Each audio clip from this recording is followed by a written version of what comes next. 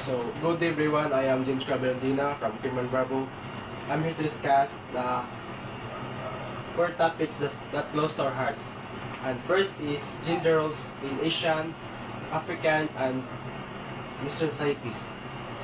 So, gender roles in Asian, in African, and Western societies, and international comparison report gender roles in Asian, African, and Western countries are briefly discussed in this article. It is important to keep in mind that these are generalizations and that there are notable differences within each location because of rural versus urban environments, social position, religion, and ethnicity. Then, Asia, traditional gender roles in many Asian societies often involve a patriarchal structure. Men are frequently seen as the primary breadwinners and decision makers, while women are expected to prioritize family and domestic responsibilities. However, this is changing rapidly in many urban areas and among younger generations. There is a growing presence of women in the workforce and increasing challenges to traditional expectations. The specific roles and expectations vary drastically across Asian countries. For example, gender roles in Japan differ significantly from those in India or South Korea. In some Southeast Asian countries, women may play a more significant role in economic activities, particularly in agriculture or small businesses. So, Africa, due to a variety of cultural and religious customs, gender roles vary greatly in African countries. Women have considerable social and economic influence in several areas, especially in trade and agriculture. In other contexts, when men are the major authority, patriarchal institutions are more prevalent. In many African nations, the effects of globalization and colonialism has also profoundly changed conventional gender norms. Expectation and opportunities for women are changing as a result of rapid urbanization and more access to education. Nonetheless, problems like unequal access to resources and gender-based violence continue to be major problems. The next is Western societies. So, Western societies over the last few decades, gender roles in Western nations, particularly in North America and Europe, have shifted dramatically. While traditional gender roles persist, there is an increasing emphasis on gender equality and the elimination of stereotypes. Women are increasingly entering the workforce in a variety of fields, and diverse family structures are becoming more widely accepted. However, gender inequality remains in areas such as wage disparities, representation in leadership roles, and the burden of unpaid caregiving. The continuous fight for gender equality continues to address these discrepancies. Thank you. Then, ikat nga, Jeep.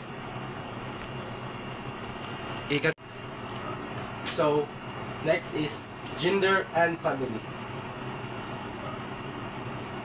So, for generations, societal norms had often dictated rigid roles, assigning specific responsibilities based on gender.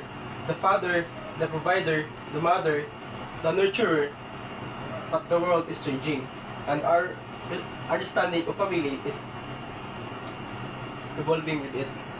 So, the traditional model, while familiar, often fails to encompass the rich diversity of modern family structures. Single-parent families, same-sex parent families, families with adopted or foster children, these are all valid and loving expression of family. To limit our definition of family to a single, outdated model is to deny the beauty and strength of these diverse forms. The impact of gender roles extend far beyond the home. In the workplace, the persistent gender pay gap and underrepresentation of women in leadership positions are stark reminders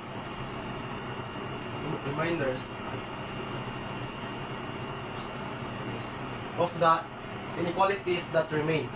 These inequalities are not merely economic. They impact the well-being of entire families, limiting opportunities and perpetuating cycles of disadvantage. But there is hope. We are witnessing a shift in attitudes and expectations. More and more fathers are actively involved in childcare and household tasks, while more mothers are pursuing careers and achieving professional success. This evolving dynamic is not just about fairness. It's about recognizing the unique strength and contribution of each individual, regardless of gender. The key lies in fostering a society that values equality and embraces diversity. This means challenging outdated stereotypes, promoting equal opportunities, and creating a supportive environment where families can thrive regardless of their structure of the gender roles within them. It means investing in affordable childcare, providing parental leave, and ensuring equal pay for equal work. Let us work together to build a future where gender is not a barrier to opportunity, where families are defined by love and support, and where every individual can reach their full potential.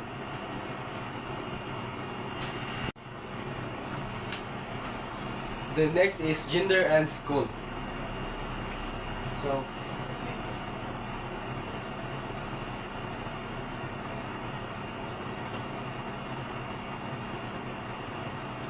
gender and school.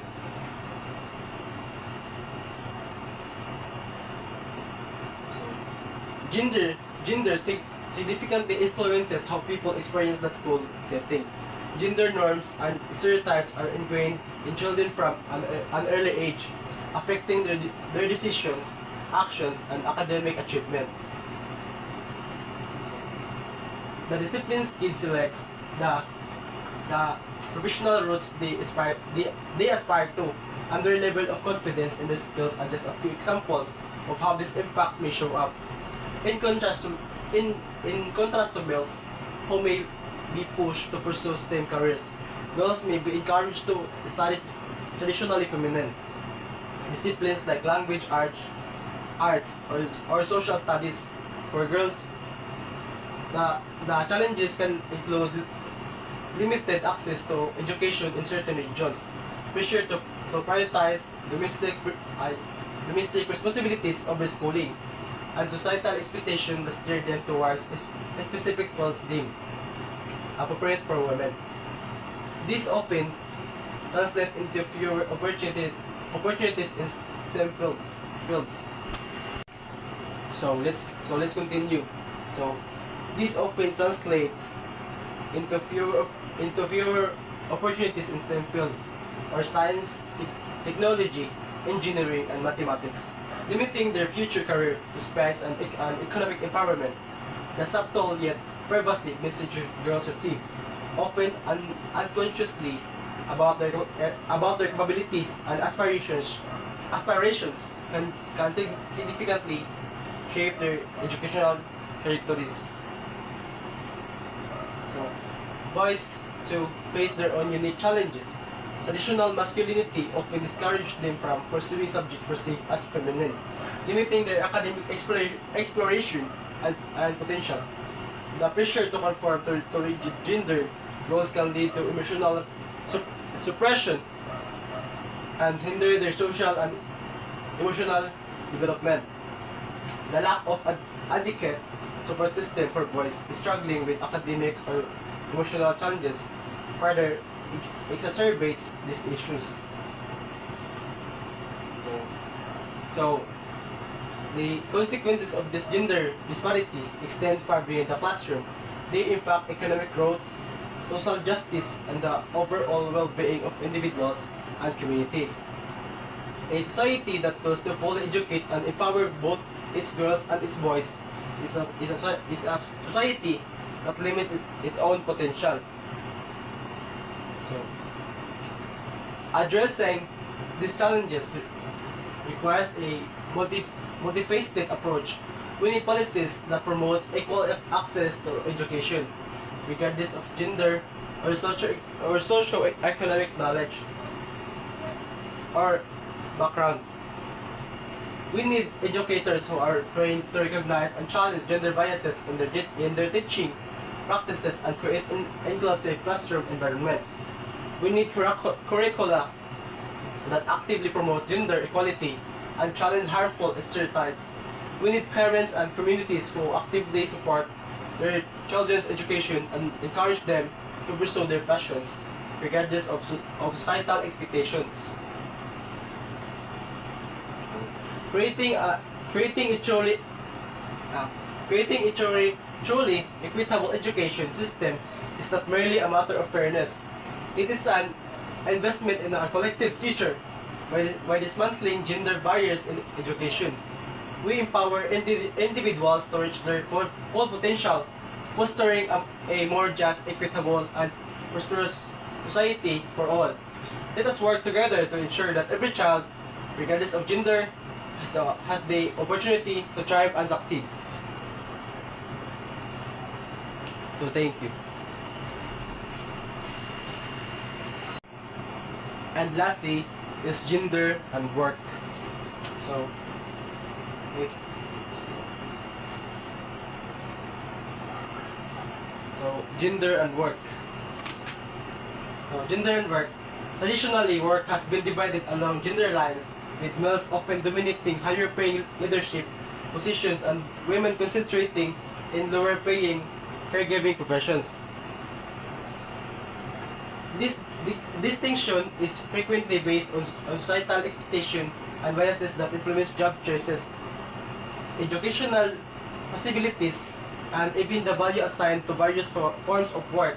For example, historically feminine areas such as nursing or teaching are frequently underestimated in comparison to masculine fields such as engineering or finance, adding to the ongoing gender pay gap. However, the environment is changing. The complex and often challenging intersection of gender and work.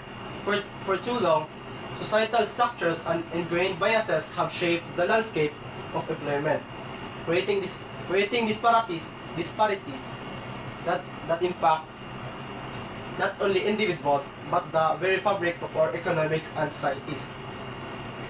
So, the statistics paint a stark picture.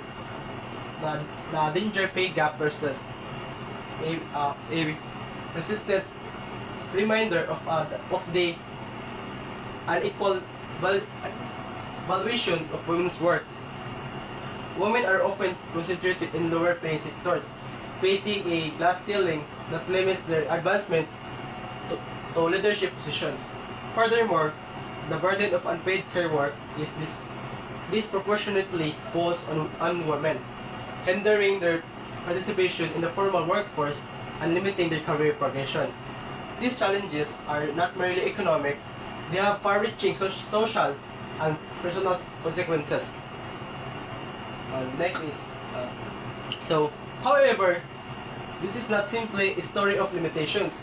It is also a story of resilience, progress, and ongoing struggle.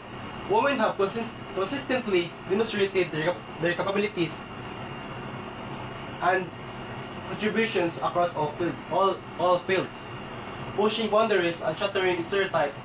The fight for equal pay, for equal opportunities, and for a more equitable workplace has been a long and arduous one, marked by significant victories and persistent setbacks. We must acknowledge the systemic issues at play, unconscious biases, discriminatory practices, and a lack of supportive infrastructure all contribute to the persistent gender inequalities in the workplace. Addressing these challenges requires a multi-pronged approach. We need policies that promote equal pay, affordable childcare, and flexible work arrangements. We need organizations that actively foster inclusive cultures, providing mentorship and sponsorship opportunities for women. And we need individuals to challenge their own biases and actively work towards creating a more equitable environment. So the benefits of gender equality in the workplace are undeniable. Studies shows that companies with greater gender diversity tend to be more innovative, profitable, and resilient. When women are empowered to reach their full potential, it benefits not only themselves but also their families, communities, and the broader society. The path is clear. Or the path forward is clear. It requires continued advocacy, policy reform, and a fundamental shift in attitudes and behaviors. Let us commit to creating a workplace where gender is not a barrier to success, where talent and merit are the sole determinants of opportunity, and where everyone can thrive, reach their full potential. So let's continue. So let us commit to creating a workplace where gender is not a barrier to success, where talent and merit are the sole determinants of opportunity, and where everyone can thrive and reach their full potential. And so that's all for today. So thank you.